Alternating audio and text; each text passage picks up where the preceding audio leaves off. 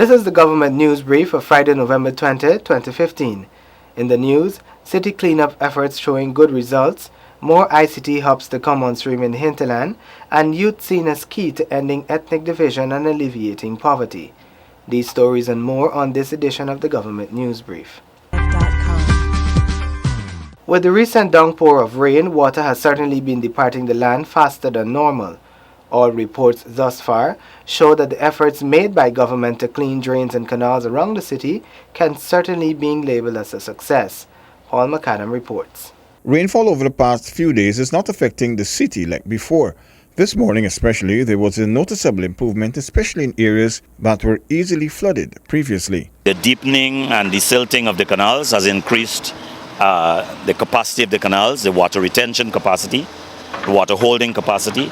The drains now can hold water rather than silt, and as a result, the drainage system, is being primed and geared to take off the volume of water that is on the land generally. Advising communities on how to keep the drains and canals cleaned is critical if there is to be successful maintenance and efforts to keep the water off the land. We've also been involved in sensitizing each community and the residents of those communities that we go to on a day-to-day basis as to the why we are doing what we are doing and what could be done to prevent recurrence of those issues. Cleaning of the drains and canals around the city is expected to continue. This is to facilitate the expected heavy downpour of rain expected in November and generally to ease or in a bigger picture stop flooding around the city of Georgetown.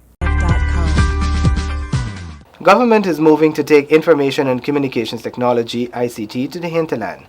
39 ICT hubs in Amerindian communities will be fully equipped with internet connections by December, Seneca Thorne reports. We continue into the next year where we will be able to have more of these communities. Hopefully we could be able to give every village council an internet connection, because we see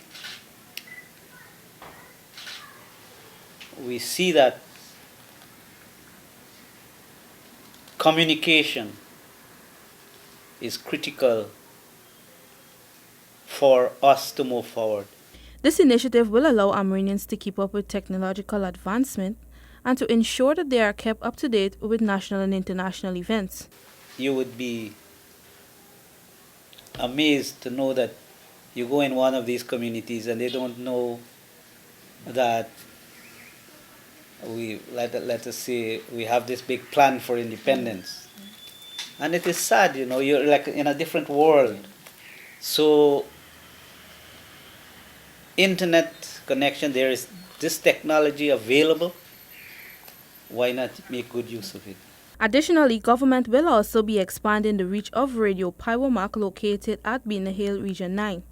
Similar initiatives will be extended to Region 1 and 7. The intention is to ensure that Amerindians, even in the most remote areas, have access to information. Seneca Thorne for the Government News Brief. Paul McAdam now reports that the development of a specialty hospital will have to await requisite legislation. In the meantime, the government is looking to improve other hospitals outside of Georgetown. Health Minister Dr. Norton has said that government is focusing on providing a higher quality of primary health care. In this regard, the government has put forward that the money that was promised by the Indian government for the construction of a specialty hospital should go towards improving 3 other hospitals outside of Georgetown. The Indian government asked us, so what it is that you really need in your country, which is a pertinent question.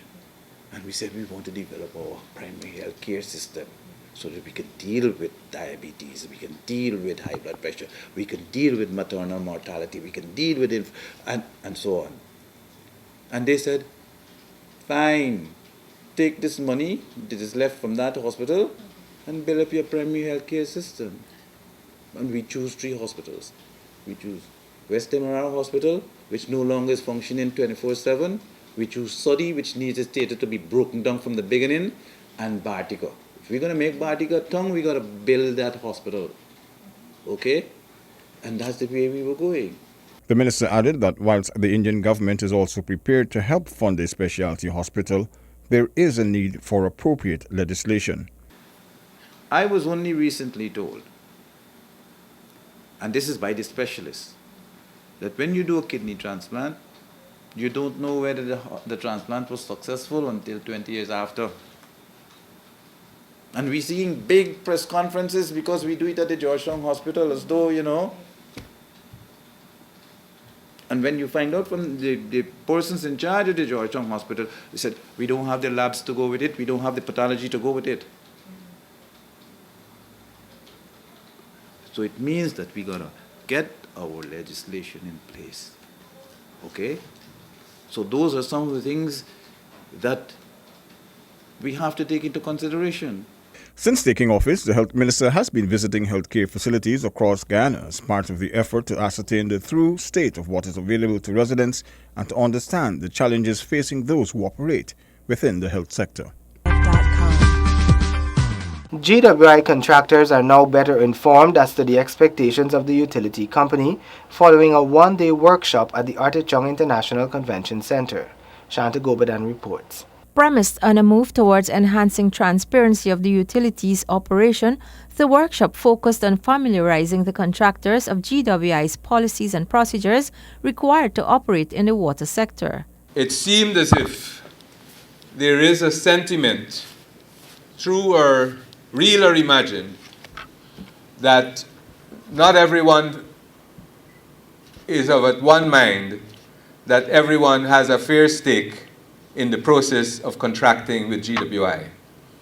And that's why this workshop is so critical for us to have a meeting of the minds that as we enter into 2016, we have the confidence in going forward that when a contractor is selected or identified, that contractor and the rest of us are very, very clear and confident that that is the person who has won based on what we have set out within the documents. The aim is to ensure quality of work and equity in contract selection in a corruption-free environment. This means that the way we do our work within GWI needs to be, and that's linked to the transparency, that the processes, the procedures are all clear, and that there is no hint or sense of any corruption.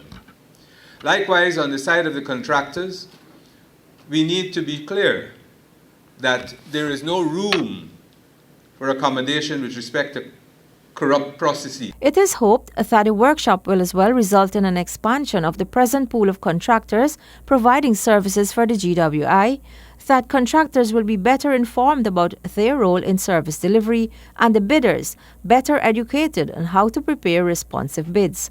Shanta Goberdan with this Government News Brief. Government is moving to engage young people in breaking the barriers of ethnic division as well as the cycle of poverty, for which there is a direct link. The Ministry of Social Cohesion is leading this initiative. More in this Shanta Goberdan report. It is the belief of the administration that in order to break race barriers, young people must be engaged as they are the future generation. It is against this background that a lot of emphasis is placed by the Ministry of Social Cohesion on empowering youth and educating them on the need for ethnic harmony. In some areas, the focus is how we can gainfully engage our young people.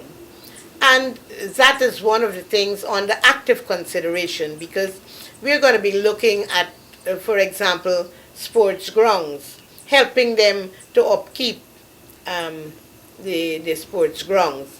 In Region 1, for example, one area has asked me if I can help them with providing lavatory facilities, toilet facilities at a playground. And I'm examining their proposal. Having conducted countrywide consultations, the ministry is now in a better position to craft its programs for implementation in an effort to bridge the gap between poverty and a cohesive society, with plans to empower the communities economically. I believe that 2020, we are going to be able to take Guyana to another level. I believe that by then, people will recognize that this is what we need. We need national unity for development. We need to have a good life for all Guyanese. And to have a good life, we've all got to cooperate. We've got to work together. Political persuasion doesn't mean anything at this point in time. The Ministry of Social Cohesion is committed to working with all other ministries, civil society organizations, communities, and everyone to rid Guyana of ethnic discrimination, as it is recognized that this has served as barriers to development for far too long. The coalition government of national unity hopes that Guyanese become serious about creating a more cohesive country as the government is leading by example. Shanta Goberdan with his Government News Brief. Thank you for watching the Government News Brief. Remember, you can view all our programs on our website. You can find us on Facebook and on YouTube. I am Azim Khan. Do enjoy your weekend.